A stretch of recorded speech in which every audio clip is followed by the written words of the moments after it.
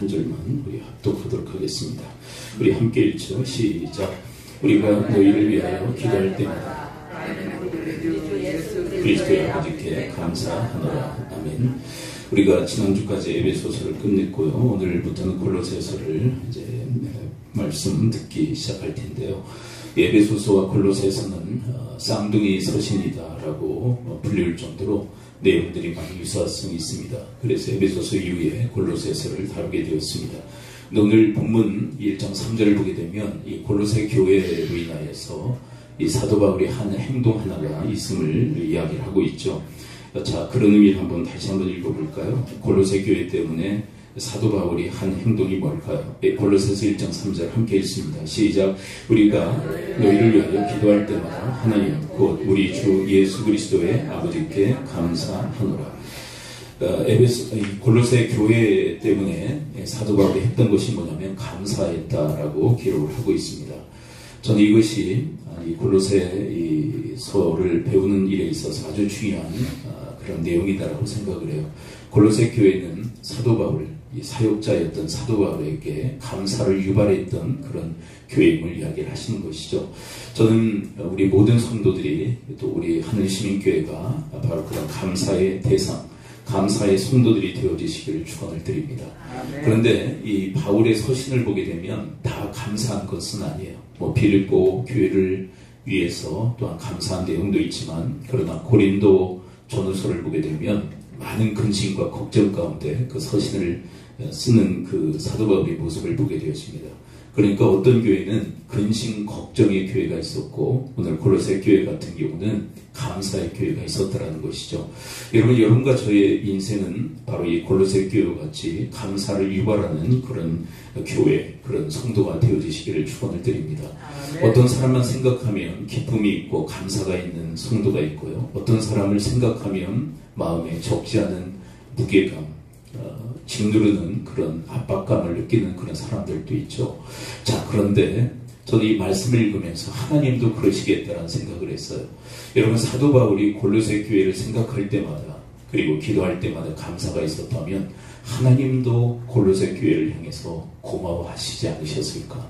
여러분, 하나님도 고마워하시는 그런 성도의 인생이 되어지시기를 축원을 드립니다. 하나님이 고마워하시는 인생, 얼마나 귀하고 값진 인생이 아닐 수가 없는 것이죠. 그렇다면 여러분, 사도 바울은 무엇 때문에 감사하고 있는 것일까요? 골로새서 1장 4절과 5절을 함께 묶음으로 읽어보면 바울의 감사 이유가 기록되어 있습니다. 4절 5절 함께 읽어볼까요? 시작. 이는 그리스도 예수 안에 너희의 믿음과 모든 성도에 대한 사랑을 들었으며, 5절 너희를 위하여 하늘에서 얻은 소망으로 말미암으니 곧 너희가 전에 복음 진리의 말씀을 들은 것이다. 여러분, 두드러지게 나타나는 세 가지 그 감사 이유가 기록되어 있죠. 뭐죠? 믿음과 그리고 사랑과 그리고 소망이 있었다라고 이야기를 합니다. 여러분, 이 믿음 그리고 소망, 사랑, 이 세 가지는 어디에서 강조되어졌던 말씀이죠? 고린도전서 13장의 사랑장에서 강조되어지지 않았습니까? 믿음, 소망, 사랑은 항상 있을 것인데 그 중에 제일은 사랑이라. 우리 신앙에 있어서 핵심적 가치 세 가지를 이야기하고 있는 것이죠. 믿음과 소망과 사랑. 그런데 이것이 실제적으로 이루어졌던 교회가 바로 골로새 교회였다고 이야기를 하고 있는 거예요. 여러분과 저희 인생도 이론적 신앙이 아니라 실체화되어지는 신앙일 수 있게 되기를 축원을 드립니다. 여러분에게 믿음의 그 역사와 그리고 소망의 인내와 그리고 사랑의 수고가 있는 이 세 가지, 이 신앙의 핵심이 역동하는 그런 삶이 되실 수 있게 되기를 축원을 드립니다. 자, 첫 번째 뭐가 있었다고요? 믿음이 있었다고 얘기를 해요. 자, 그런데 어떤 믿음일까요? 오늘 본문 1장 5절 하반에 초점을 맞춰서 한번 다시 읽어보는데요. 이 하반에 믿음에 대한 중요한 내용이 기록되어 있습니다. 골로새 1장 5절 다시 한번 읽어요. 시작. 너희를 위하여 하늘에 쌓아둔 소망으로 말미암으니 곧 너희가 전에 복음 진리의 말씀을 들은 것이라. 자, 무엇을 들었다고요? 복음을 들었다. 근데 전하면 다 듣게 되죠. 근데 이게 믿음에 있어서 가장 중요한 첫 번째 스텝이라는 거예요. 복음의 말씀을 듣고 그 다음에 뭐 했는가? 자, 6절을 함께 읽어보도록 합니다. 이게 믿음이에요. 믿음인데 복음을 듣고 뭐 했는가? 자, 복음을 듣고 뭐 했는가가 바로 믿음이에요. 골로새서 1장 6절 함께 읽어봅니다. 시작. 이 복음이 이미 너희에게 이르매 너희가 듣고 참으로 하나님의 은혜를 깨달은 날부터. 자, 거기까지 있습니다. 자, 복음을 듣고 뭐 했다고요? 뭘 깨달았을까요? 하나님의 은혜인데 하나님의 은혜가 뭐예요? 복음이에요. 그러니까 복음과 하나님의 은혜는 따로 가는 게 아니라 복음을 듣고 뭐 한 거예요? 뭘 깨달은 거예요? 복음을 깨닫게 된 거예요. 여러분, 이 복음을 깨달은 것이 믿음이에요. 자, 이게 무엇과 유사하느냐면 지난주에 우리가 믿음에 대한 정의를 내렸었죠. 에베소서 1장 17절의 말씀을 통해서 하나님의 지혜와 계시의 영이 임해요. 근데 그 하나님의 지혜와 계시의 영이 임하는 걸 한마디로 뭐라고 얘기해요? 하나님의 감동. 그렇게 얘기해요. 여러분들의 인생 속에 하나님의 감동이 있을 수 있게 되기를 축원을 드립니다. 그렇죠. 그게 있어야 믿을 수 있기 때문에. 자, 그런데 그 하나님의 감동은 누구를 알게 되는 거예요? 하나님을 아는 게 믿음이에요. 그렇죠. 이게 구체적인 믿음에 대한 정의예요. 자, 그런데 오늘 본문에서는 복음을 듣고 복음을 뭐 하는 거예요? 복음을 깨닫는 게 믿음이다. 그렇게 얘기해요. 여러분, 이미 구원받은 분들은 복음을 듣고 복음을 이미 깨달은 분들이에요. 근데 이 깨달음이라는 이 단어와 바꿔 쓸 수 있는 단어가 뭘까요? 깨달음. 이 단어 바꿔 쓸 수 있는 단어. 믿음? 네, 믿음이라는 단어. 그리고 알미라는 단어. 그러니까 하나님을 안다. 복음을 안다. 이게 깨달음이라는 얘기를 하는 것이에요. 그러니까 믿음이라는 것은 깨닫는 거예요. 누구를, 무엇을요? 복음을 깨닫는 게 믿음이다. 그렇게 얘기해요. 그렇다면 여러분 골로새 교회는 뭘 깨달았다는 것일까요? 복음을 깨달은 거예요. 여러분들 중에 아직 복음을 깨닫지 못한 분들이 계시다면 복음을 깨닫는 은혜가 있을 수 있게 되기를 축원을 드립니다. 자, 그런데 우리가 하나님을 알고 복음을 아는 일에 있어서 뭐가 있어야 된다는 이야기를 했어요? 뭐가 있어야 돼요? 먼저 선행적으로? 지금 이제 자꾸 이제 헷갈리시죠? 근데 이걸 좀 정의를 계속 해나가야 돼요. 뭐가 있어야 돼요? 하나님을 알고 복음을 깨닫기 위해서는 뭐가 있어야 돼요? 앞에 있는 걸 자꾸 잊어버리세요. 지혜와 계시의 영이 있어야 되는 거예요. 그렇죠? 네, 그걸 자꾸 우리가 자꾸 놓쳐요. 그러니까 믿음의 출처는 누구에게로부터 임하는 거예요? 하나님께로부터. 뭐가 임하기 때문에 하나님의 지혜와 계시의 영이 있으면 복음을 깨달을 수 있는 거예요. 자, 그 얘기가 골로새서에 있을까요? 있어요. 1장 9절입니다. 골로새서 1장 9절에서 이 에베소서 1장 17절의 말씀과 유사한 말씀이 기록되어 있어요. 골로새서 1장 9절을 함께 읽어봅니다. 하나님의 그 감동에 대해서 뭐라고 얘기하고 있는지 함께 읽어요. 1장 9절 시작. 이로써 우리도 듣던 날부터 너희를 위하여 기도하기를 그치지 아니하고 구하노니 너희가 모든 신령한 지혜와 총명의 하나님의 뜻을 아는 것으로 채우게 하시고. 자, 하나님의 뜻을 아는데 뭐가 있어야 된다고 얘기를 하는 거예요? 자, 모든 신령한 지혜와 총명. 에베소서 1장 17절에서는 지혜와 계시예요. 근데 똑같은 얘기예요. 똑같은 얘기.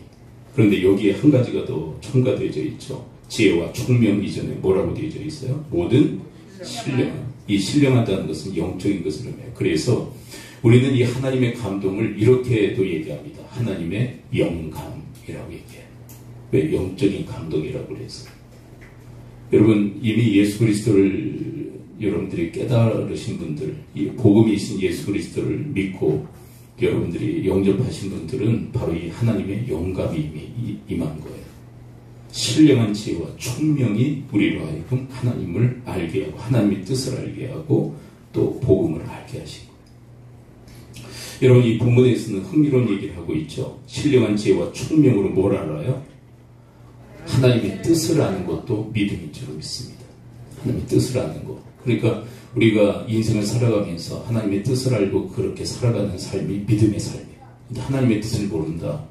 그냥 산다. 믿음의 삶이 아닌 거예요. 최근에 우리 고일 명절인 추석이 있지 않았습니까? 추석 당일날 이제 시골에 갔다 왔는데 저희 아파트는 연세 드신 분들이 상당히 많아요. 기존 거기에 개발되기 전에 거기 이제 원래 살았던 원주민들이 이제 아파트를 이제 세우고 거기 이제 사시기 때문에 원주민들은 나이가 좀 많으신 분들이죠.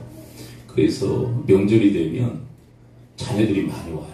자녀들이 많이 와서 그날 한 오후쯤, 추석 명절 오후쯤 들어갔는데 주차장이 비어있질 않아요. 한 바퀴 이렇게 돌고 갔는데 하나가 비어있는 거예요. 근데 한 사람이 서 있어요. 여러분, 서 있는 이유가 뭔지 아십니까? 맡아놓은 거예요. 근데 저러면 안 되는데, 그래서 이상해서 하여간 눈치는 챘고, 그래서 가서 물어봤어요. 여기 비어있습니까? 그랬더니 자기가 맡아놨다는 거예요. 곧 누가 올 거래.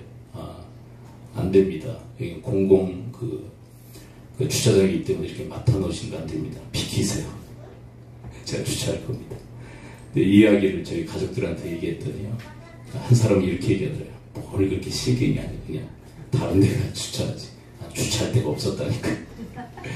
그리고 가족 중에 한 사람도 이렇게 얘기하더라고요. 요즘 이상한 사람들 많아서 칼 들고 나타나면 어떻게 할 거예요? 그렇잖아요. 뭐 좀 이상해져가지고 뭐 한번 해보겠다. 근데 상당히 좀 감정적으로 얘기를 하는 거예요. 뭐 저도 좀 긁은 것도 좀 있긴 한데, 나하고 싸우자는 거냐 뭐 그러면서 될 때 봤는데 왜 꼭 여기 되려고 그러냐. 아니, 될 데가 없으니까 여기 되려고 하는 거 아니냐. 그리고 이렇게 맡아놓는 거 아니다.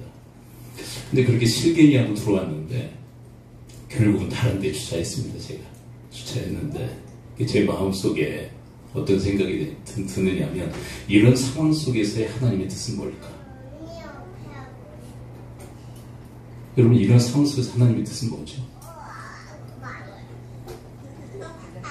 네? 쉽지가 않죠.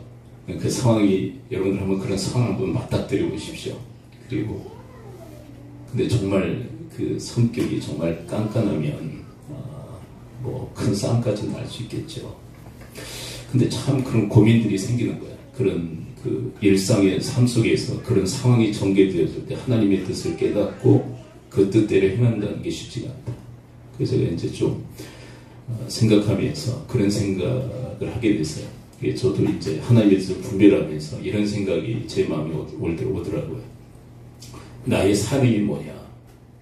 나의 사명은 마태복음 28장 19절 20절 말씀이잖아요. 뭐죠? 모든 민족을 제자로 삼아. 근데 내가 특정 인물만을 제자로 삼는 게 아니라 사실은 모든 사람이라고 되어 있거든요. 모든 민족이라는 것은 타 민족뿐만 아니라 내가 만나는 모든 사람들을 제자로 삼으라는 그런 말씀이거든요. 그렇다면 제가 만났던 그 사람, 이기적이고 뭐 자기만 아는 사람이었지만 그 사람도 내가 제자를 삼아야 될 사람이 아니었나라는 생각을 하게 됐어요. 그런 생각을 하고 그 사람을 대했다면 나의 태도와 자세가 많이 바뀌지 않았을까. 근데 저러면 안 돼.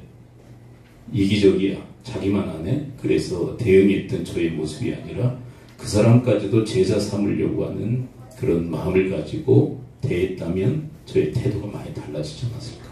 그런 생각을 하게 됐어요.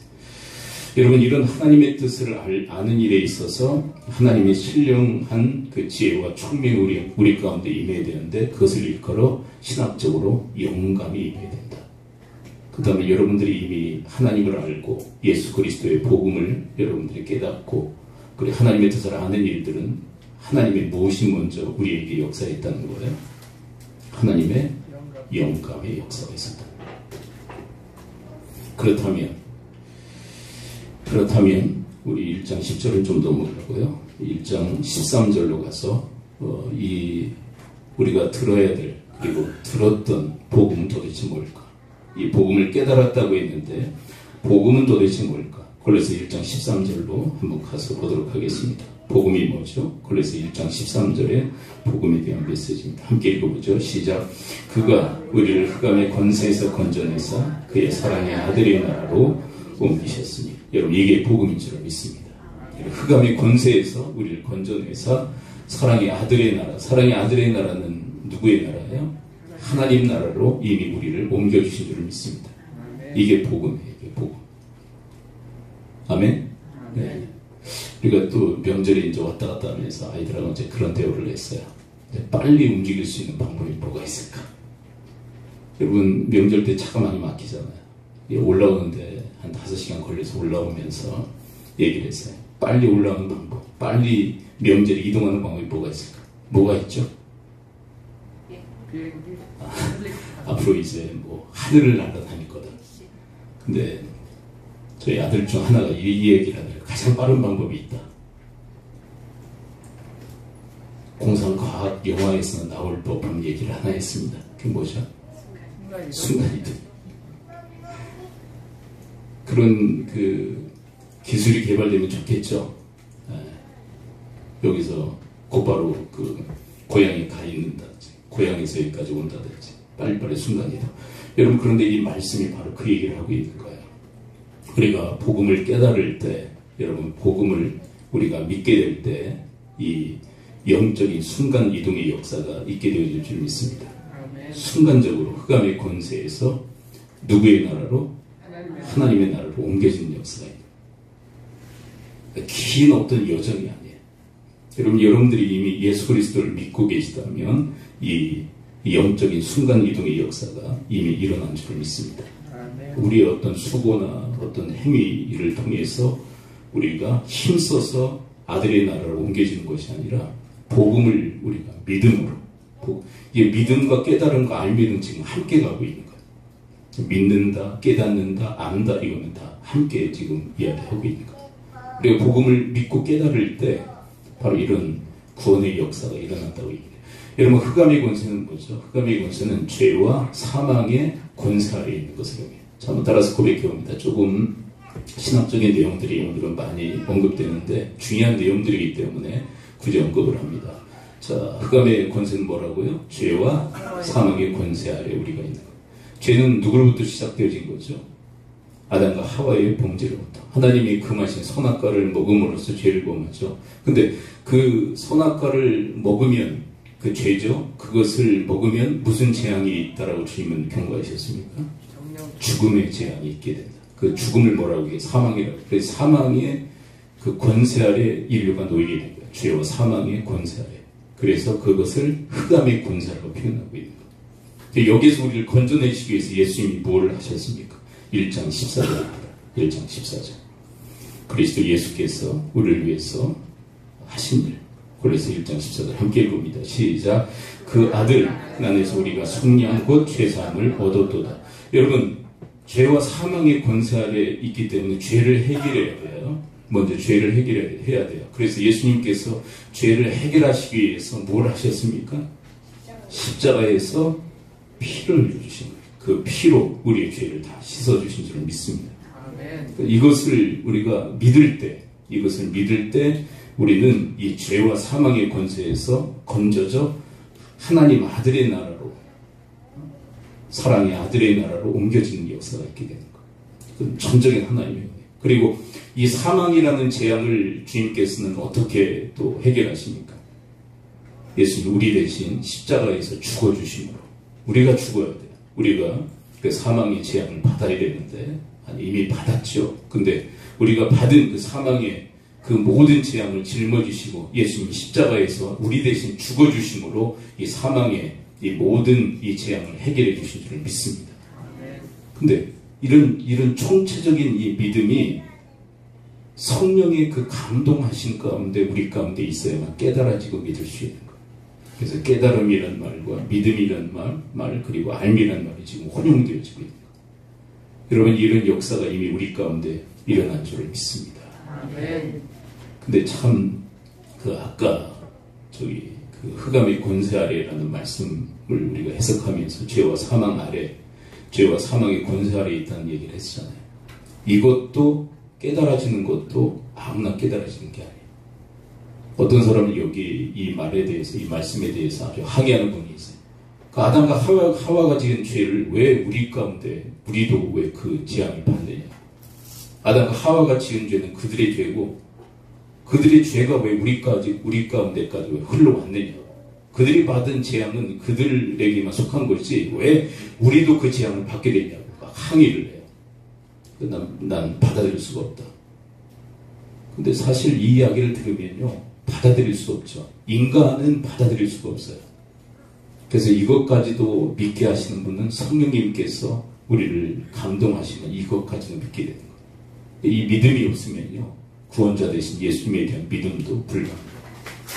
근데 참 귀한 것은 하나님의 그 은혜가 우리 가운데 임해서 이것을 믿고 그리스도를 영접하는 그런 은혜를 우리 가운데 허락하신 줄 믿습니다. 바라기는 아직까지도 이것이 믿어지지 않는 분들에게는 이 하나님의 이 감동의 역사가 있을 수 있게 되기를 축원드립니다.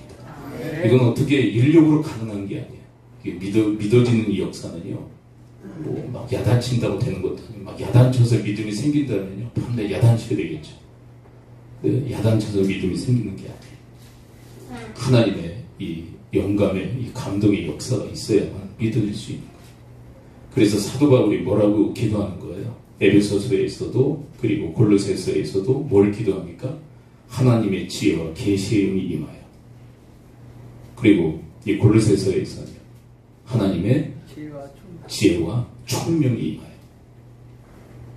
하나님께서 역사하시면 믿어지기 때문에 그 에베소 성도들과 그리고 골로새 성도들을 위해서 그토록 기도하고 있는 것.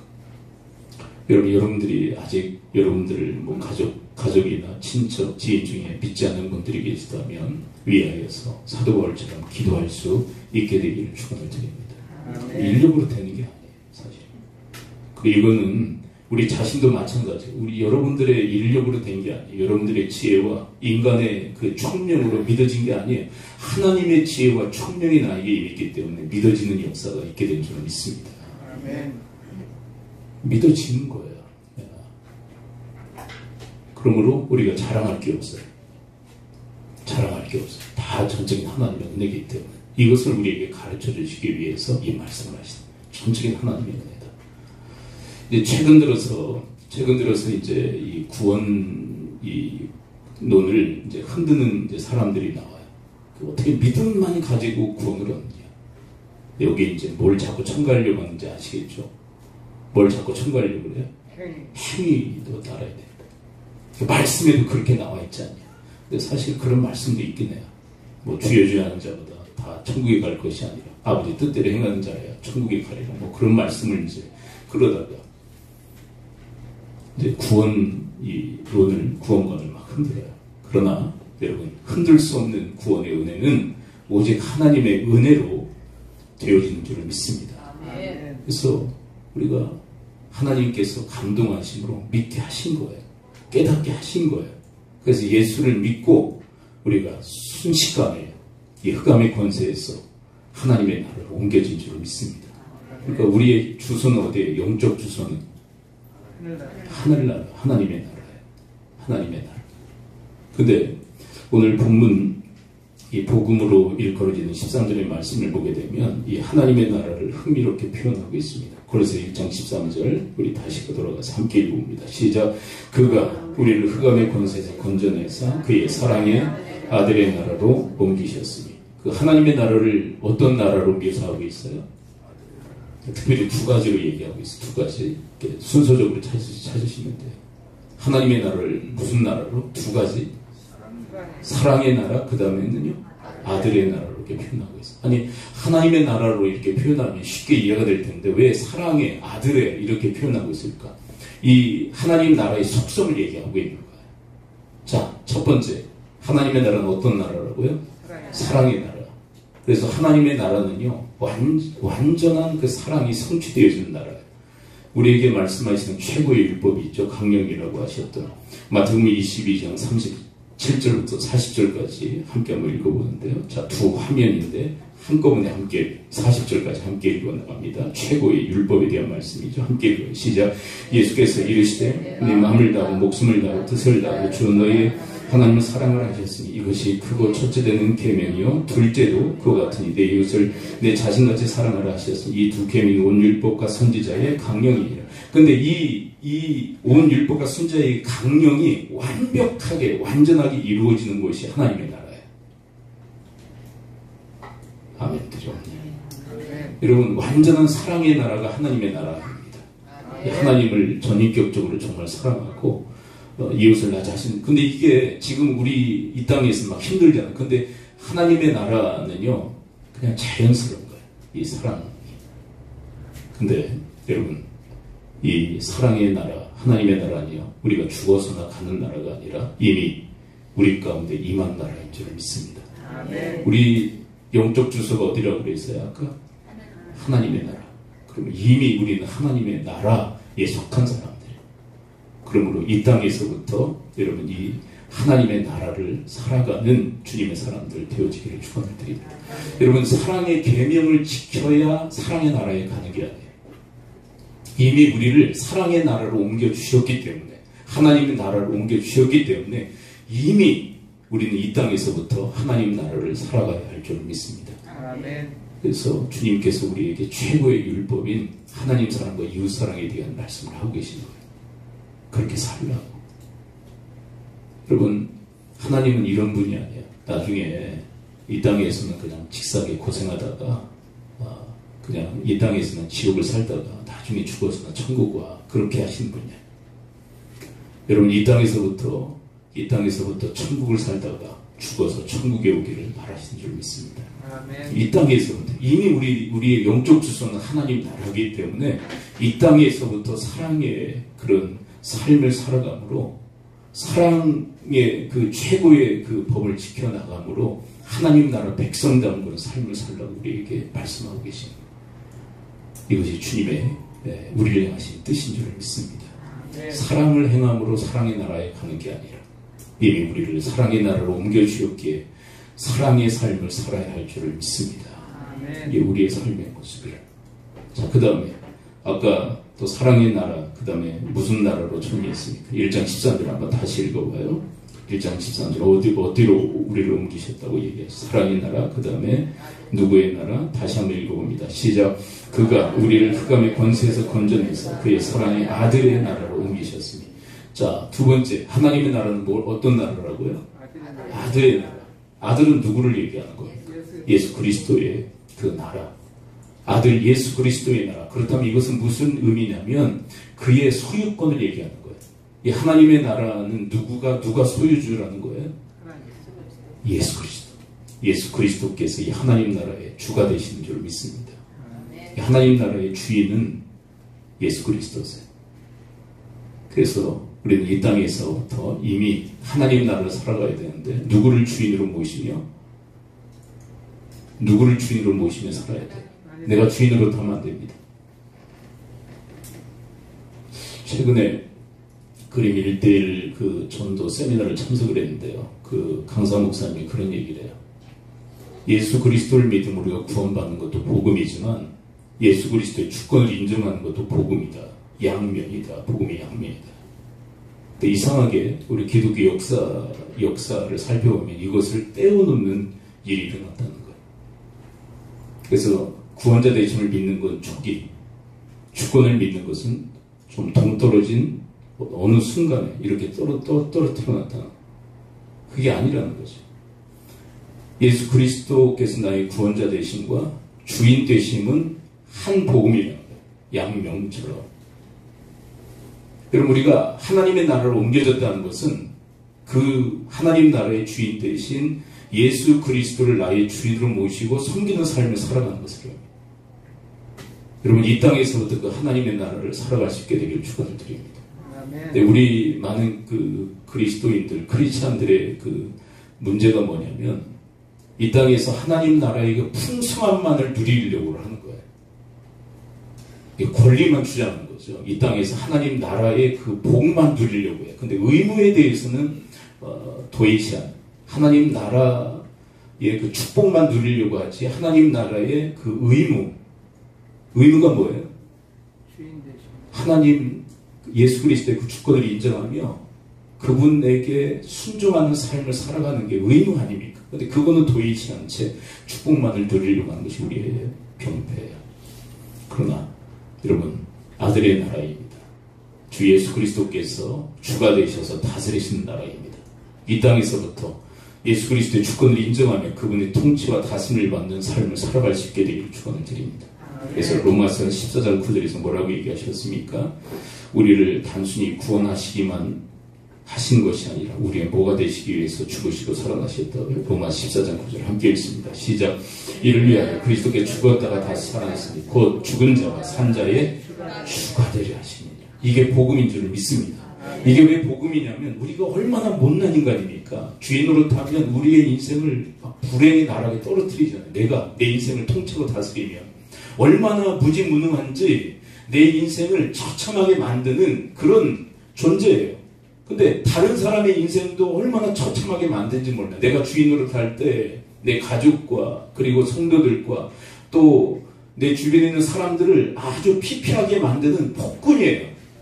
근데 예수 그리스도께서 나의 구원자 되실 뿐만 아니라 온전한 주인 노릇 하신다는 것이 얼마나 복된 일입니까? 제가 흔히 그 얘기 하잖아요. 개도 누구를 만나야 팔자가 편다고요. 누구를 잘 만나야? 개도 주인 잘 만나요. 주인 잘 만나면요 개도 얼마나 행복한지 몰라요. 개들 웃는 거 보셨어요? 키워보셨어야지. 그렇죠? 뭐 키우란 얘기가 아니고요. 그 요즘은 그런 얘기 하더라고요. 애는 안 키우고 개만 키운다고. 그 유모차 같은 데 이렇게 태우고 다니는 거 보면 애기인 줄 알고 봤더니 다 개야. 죄다 개. 응? 근데 왜 개들을 왜 거기다 태우고 다니는지 모르겠어요. 운동을 시켜야지. 나이 들어서 그런가요? 뭐 그 나이 들었어도 걷게 해야죠. 다 막 애지중지. 뭐 하여간 그러니까 솔직히 얘기해서 그 개들도 누구를 잘 만난 거예요? 주인 잘 만나서 호강하는 거 아닙니까? 정말 개팔자예요 정말. 네. 근데 주인 잘못 만나면요 그러니까 개를 사람처럼 취급하는 것도 저는 안 된다고 생각해요. 요즘 이제 신학계에서 이제 논의되고 있는 게 뭐냐면 개에게 세례를 줄 수 있느냐. 그게 신학 논의라니까요. 개에게 세례 줄 수 있을까요? 안 돼요. 그건 불가한 거예요. 불가한 건데 그럼 개에게 축복할 수 있을까요? 그것도 불가한 일이고. 근데 너무 막 사람처럼 취급하는 것도 잘못되어 있지만 그보다 더 잘못된 건 뭐냐면 개를 유기하는 게 더 문제예요. 처음에 샀죠. 뭐 데려왔죠. 근데 돌보는 일이 보통 일이 아니니까 나중에 슬그머니 버려버려요. 유기거든요. 누구를 잘못 만든 겁니까? 근데 그렇게 유기되면요 개의 그 견생의 그 견생은 처참해지는 거예요. 유기된 개들 보셨습니까? 주인이 있었을 거란 말이에요. 근데 그렇게 된 거예요. 여러분들이 여러분들의 인생을 정말 책임질 수 있습니까? 여러분들의 인생을? 전 그렇게 생각하잖아요. 참 통계적으로 젊을수록 인생에 대해서 너무 장밋빛으로 이렇게 생각하는 경향이 있고, 뭐 요즘은 아니라고들 얘기해요. 삼포시대, 뭐 정포시대를 살아간다고 얘기하지만, 그래도 젊은 세대이기 때문에 그 혈기를 가지고 있기 때문에 어떻게 보면 상당히 자기 신뢰가 강해요. 그리고 또 하나, 여성들보다 남성들이 자기 신뢰가 강해요. 그래서 좀처럼 여성들의 믿음은 좋은데 남성들의 믿음이 왜 좋지 않은가? 자기 신뢰가 너무 강하기 때문에. 그리고 연세 드신 분들보다 젊은 세대가 왜 하나님을 향한 믿음이 왜 약화된 자기 신뢰가 강하기 때문에 그렇다. 그러나 여러분 바라기는 우리 젊은 그 날부터, 그리고 남성들도 그래요. 남성들도 자기 신뢰를 좀 내려놓고 정말 자기가 신뢰할 만한 뭐가 있나요? 건덕지가? 자기가 자기 주인 노릇 제대로 할 수 있나요? 젊은 세대나 남성 세대 다 살아봐서 아시잖아요. 자기가 얼마나 좀 그런지. 우리 주께서 우리의 주가 되셔서 우리를 통치하고 다스리는 그런 하나님 나라로 우리를 옮겨주셨으니 기꺼이 그리스도의 주권을 인정하며 그분의 통치와 다스림을 받는 여러분과 저의 삶이 되어지시길 축원을 드립니다. 아멘. 첫 번째로 여러분 11조 하세요. 첫 번째로 11조. 저는 이것에 대해서 뭐 오해하시는 분들 계시고 또 많이 힘들어하시는 분들도 있다는 거 알아요. 11조 얘기만 하면 나중에 시험 들었다는 얘기가 들려요. 근데 11조는요, 가장 기본이에요. 하나님의 주권, 그리스도의 주권을 인정하는 가장 베이직이에요. 근데 그게 안 되면요, 그리스도의 주권을 인정하는 삶 불가해요. 왜 그런다고 그랬죠? 여러분, 이 11조가 무엇과 많이 유사하다고 그랬습니까? 지금 골로새서가 에베소서와 많이 유사하다는 말씀 드렸었죠? 11조는 뭐하고 많이 유사하다고 그랬어요? 네, 주권을 가르치기 위해서 만드셨던 선악과와 너무 그 개념이 유사하기 때문에 말씀드리는 거예요. 모든 걸 임의로 할 수 있었죠. 그러나 중앙 동산에 있는 선악과는 먹지 못하게 하셨어요. 하나, 딱, 딸랑 하나. 다른 건 다 임의로 할 수 있어요. 다 먹을 수 있어요. 생명나무 과실도 먹을 수 있어요. 근데 하나만 금하셨어요. 이거는 뭐에 대한 레슨, 무엇을 기원하시기 위한 거예요? 이 모든 것의 주인은 하나님이시고 너희들은 관리자일 뿐. 근데 중앙 동산에 있기 때문에 어느 곳에 돌아다니거든 볼 수 있어요. 우리 계속 그걸 통해서 레슨을 받는 거예요. 교훈을 받는 거예요. 아, 나는 관리자일 뿐이야. 근데 그것을 탐하도록, 그것을 취하도록 만든 게 누굽니까? 사탄 아닙니까? 그럼 먹어버려. 그게 무슨 얘기야? 네가 주인 되라는 거야. 네가 하나님 되라. 그래서 그 멘트에 이 이야기가 나오잖아요. 먹으면 하나님 같이 된다. 여러분, 11조 개념이 그대로 투영되어 있습니다. 열의 아홉은 임의로 할 수 있어. 하나는 건드리면 안 돼. 이건 내 거야. 근데 그 11조를 통해서 우리에게 계속 레슨하신 게 뭡니까? 주인은 하나님이야. 주인은 너를 구원한 예수 그리스도야. 너는 관리자일 뿐이야. 그러면서 11조를 떼는 행위는 뭐예요? 나의 주인은 하나님이십니다라는 것을 신앙 고백하는 거예요. 그래서 이 11조는요, 단순한 물질의 문제가 아니라 영적 문제예요. 나의 주가 누구냐라고 하는 기본적인 세팅이에요. 기본적 세팅. 기본이에요. 기본. 전부가 아니라, 자, 11조는 뭐라고요? 전부가 아니라 뭐라고요? 기본이다. 기본이 안 되면 우리가 이 땅에서 하나님 나라를 살아갈 수가 없다. 그 기본이 안 되는데 뭘 하겠다. 그리고 참, 이 선악과 문제, 11조 문제와 또 유사한 그 사건이 또 있었어요. 구약시대에.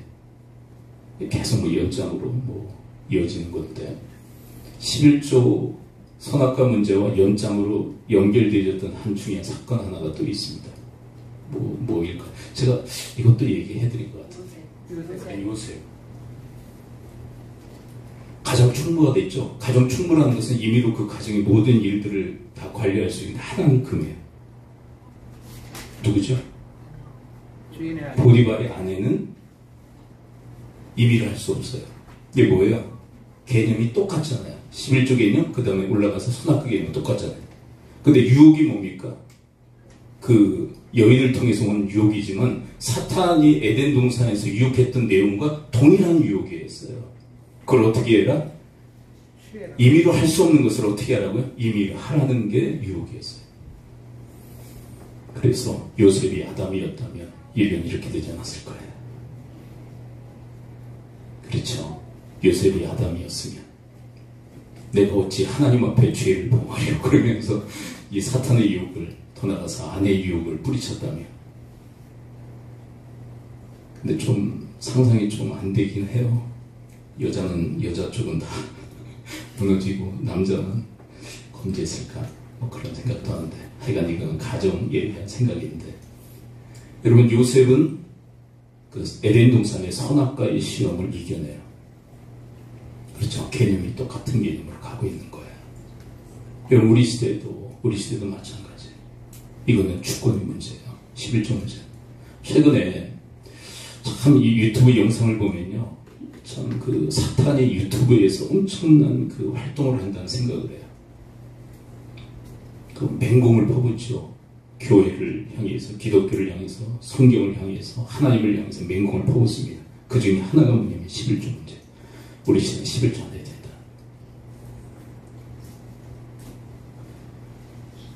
근데 그거는 그 영적인 그 내용들을 잘 모르기 때문에 그래요. 그리고 여러분, 그리스도의 주권을 인정하며 살기를 원하시니까 기본이 11조고요. 그 다음에 하나님의 뜻을 분별하여 그 뜻대로 살아갈 수 있게 되기를 축원드립니다. 자, 아까 그랬죠. 하나님의 뜻을 아는 것도 뭐라고요? 믿음이다. 자, 다시요. 하나님의 뜻을 아는 것도 뭐다? 믿음이다. 그러면 하나님의 뜻을 모르고 산다면 믿음 없는 삶이에요. 그래서 하나님의 뜻이 뭔지 아까 그랬잖아요. 하나님의 뜻을 분별하고 그 뜻대로 산다는 거 쉬운 문제가 아닌데 무엇보다도 하나님의 뜻을 분별하는 것 자체가 어렵다. 한번 여러분들의 인생을 이렇게 스캔해 보세요. 아, 이때 놓쳤구나. 하나님의 뜻을. 이때는 놓쳤구나. 그 다음에 믿음 없이 산 거예요. 하나님의 뜻을 우리가 간파하지 못했다면, 그래서 우리 매 순간순간마다 내가 지금 하나님의 뜻대로 살고 있나? 분별 내가 깨닫지 못했다면 하나님의 뜻대로 살지 못하고 있는 거예요. 그래서 매일매일의 삶 속에서 하나님의 뜻을 여러분들이 분별하고 깨닫는 일에 힘쓰시고요. 그리고 그 뜻대로 살아가심으로 그리스도의 주권을 인정하며 그분의 통치와 다스림을 받는 하나님 나라의 인생을 사실 수 있게 되기를 축원을 드립니다.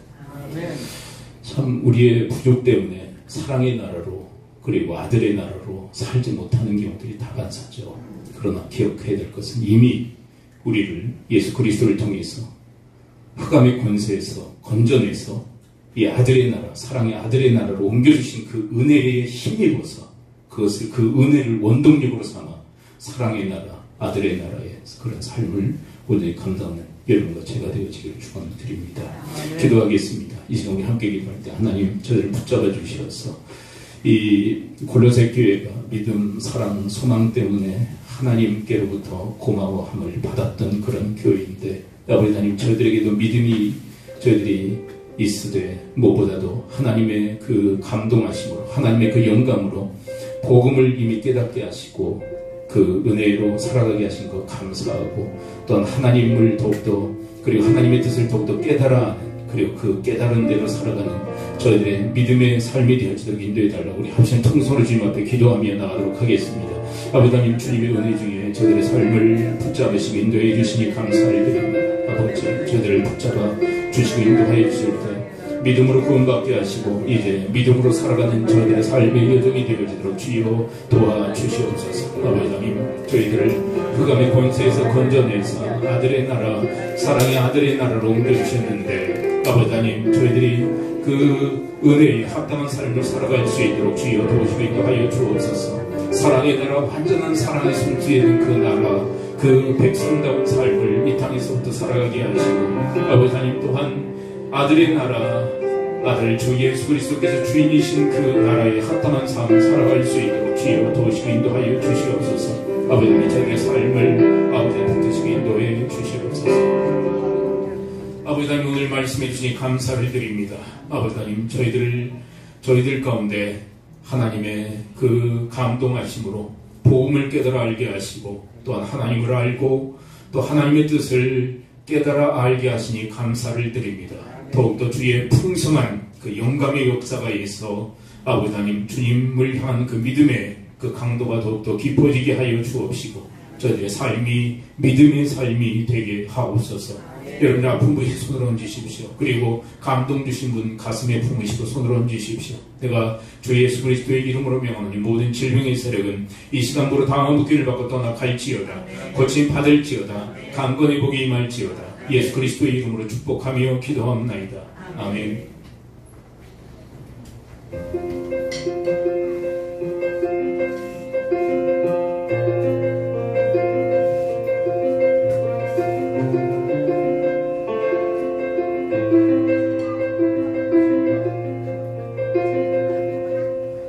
높은 산들이 낮아지고 험한 길을 단단해지고 골짜기가 메워지는 새로운 하늘 마땅히 우리 가운데 소망으로 자리 잡아 꿈을 꾸게 불합리한 현실 속에서 주의 사랑을 외치네.